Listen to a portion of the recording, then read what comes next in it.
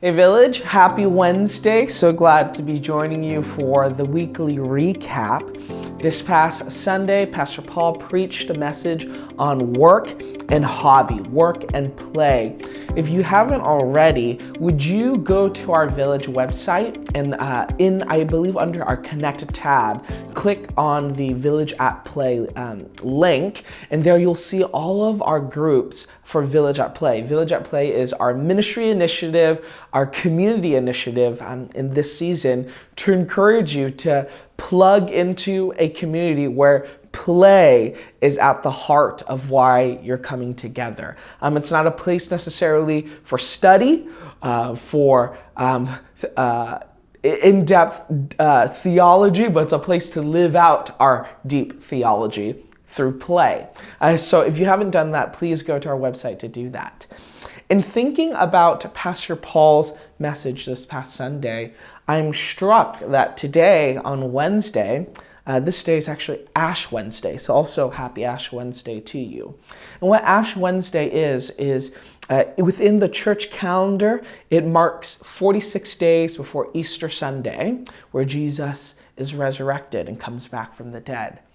And it's actually quite interesting to think about how this day marks in the church calendar, in the Christian mind, how you and I think about the life, death, and resurrection of Jesus, or if you will, how we think about the work of Christ, the work that Jesus came to the earth to do to bring humanity and creation into right relationship and redemption with God the Father.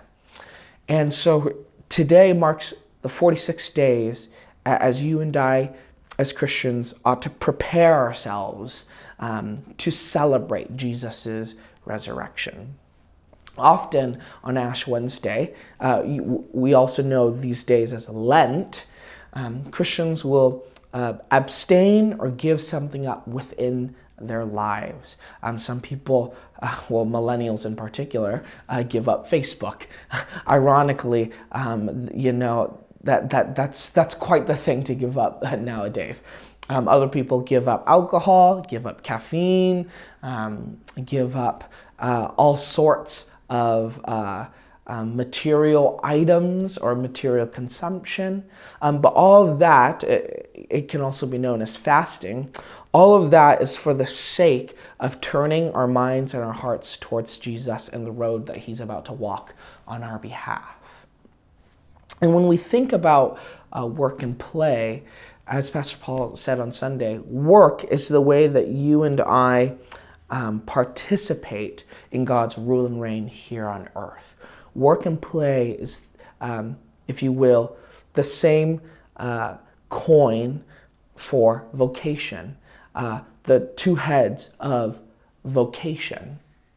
When you and I think about our calling in our lives, our calling is the particular way God has uniquely shaped us and moved us, and our calling is the way you and I respond to how God has shaped us and moved us. And our calling is how we uniquely and particularly participate in God's kingdom, God's reign here on earth. Now, the work part may be easy. The work part is, of course, my profession aligns with my vocation. That what I do for a job is a very real, active, and live way by which I participate in God's kingdom. Like Rachel, who works at OHSU, the research that she does is a tangible way that she participates in God's kingdom.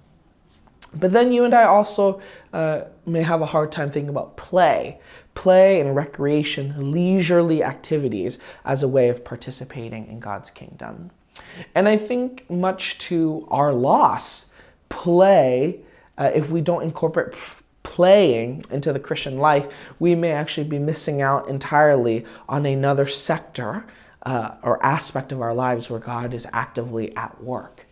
Jesus often was accused of being lazy or slothful because the people he hung out with a lot of the time were people that were slothful and lazy. But in Jesus' interaction with them, there was a playfulness. Jesus taught them that rest was appropriate. And oftentimes, play and rest go hand in hand. If you will, our hobbies offer us an opportunity to work without it necessarily being work. That's play. Play is working without necessarily having to work. Play is creating. Play is utilizing our imagination for the pursuit and end of joy. That's the theme of this year, rejoicing in Christ. And so, thinking about work and play as participating in God's kingdom, thinking about how today's Ash Wednesday, and it's moving us towards a place of remembrance of Jesus' life. I wonder if you and I, we need to fast from particular things that lead us to gluttony and slothfulness and laziness, if there are things we don't need to give up. And if there aren't things we also need to add to our lives, particularly during Ash Wednesday, some people find it an appropriate time to add prayer or additional prayer, to add additional scriptural reading, to add additional spiritual practices like generosity. And I wonder if we can't also use this time of Ash Wednesday to add play. How can you and I, like Pastor Paul encouraged us this past Sunday, add hobbies, add leisurely time into our lives as we look towards Jesus' resurrection on Easter Sunday? How can we add play into our lives as a form and act of worship? Play as a form of participating in God's rule and reign. I recently picked up a new book by theologian Andrew Root, who I've quoted before. And in his book, he talks about churches in an era of crisis and decline. And he mentions two types of death that people or churches may go through. And I'll add a third category. The first category that I'm adding to Dr. Root's two categories is quite obvious. Death that is natural.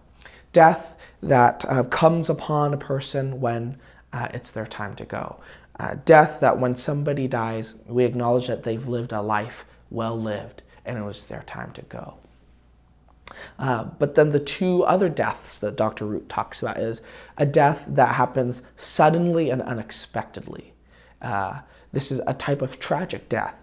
A death that happens where someone is taken from us. And when we remember them, we say, wow, I miss their smile. I miss their presence. They were gone so soon.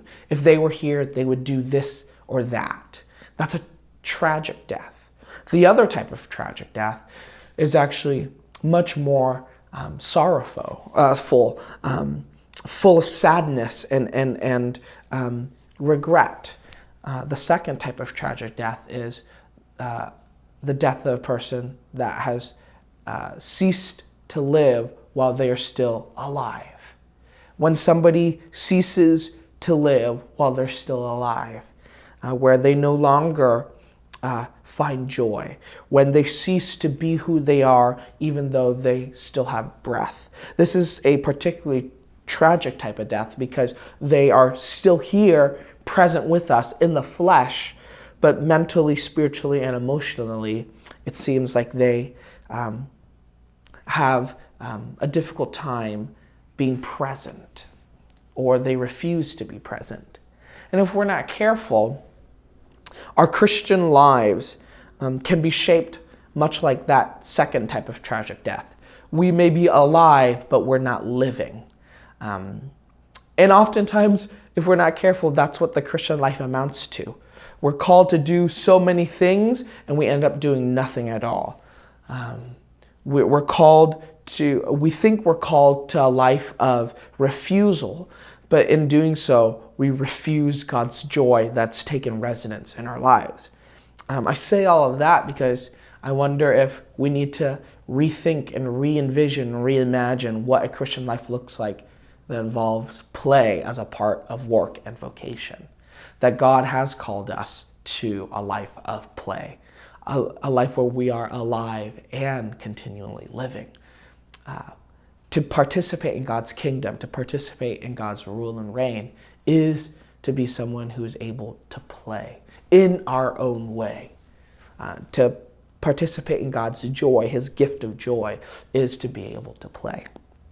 So I know that may be quite a few moving pieces, but I hope that what you walk away from this recap with is, one, during this season, we are called to remember and participate in Jesus's road to the cross. And so how will you in your work and in your play participate in God's rule and reign in Jesus' ministry here on earth? Two, how is your work, would you think about your work in your DNA groups or in your personal time? How is your work a manifestation of God's kingdom? Three, how can you play to participate in God's kingdom? And four, how can you begin to orient and shape your life around a posture of work and play as a way to participate in God's rule and reign, if you aren't already doing so? I know for myself, I will continue to drink coffee, read books and comics, and watch TV as a way to participate in God's rule and reign as in my leisure time. And so I'd hope that you would be able to find not just that margin, but that space as a sacred time and space to encounter God's rule and reign and to participate in God's rule and reign. So grateful, so thankful to be able to join you for this recap, and looking forward to seeing you next week for our weekly recap. Thanks so much.